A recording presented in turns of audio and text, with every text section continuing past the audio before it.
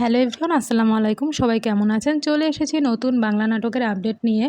নাটকটির নাম চোরের ঘরে চুরি, আর নাটকটি পরিচালনা করেছেন নাজমুল রনি এবং নাটকটিতে অভিনয় করেছেন জনপ্রিয় অভিনেতা নীলা আলমগীর এবং জনপ্রিয় অভিনেত্রী জান্নাতুল সুমাইয়া হিমি।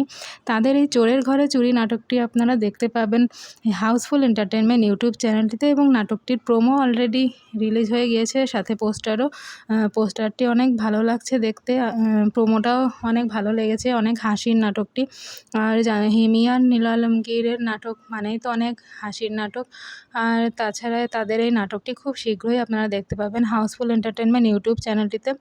আর তাদের কিছুদিন আগে একটি নাটক আমরা দেখেছি, ঘরছাড়া নাটকটি অনেক ভালো লেগেছে। তাছাড়া কাঠের পুতুল নাটকটি অনেক ভালো লেগেছে। আশা করছি এই নাটকটিও অনেক ভালো হবে। চোরের ঘরে চুরি নামটা শুনলেই বুঝতে পারছেন অনেক ফানি একটা নাম।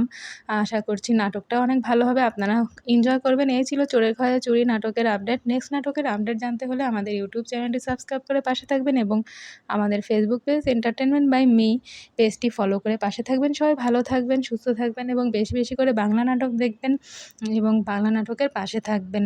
আল্লাহ হাফেজ।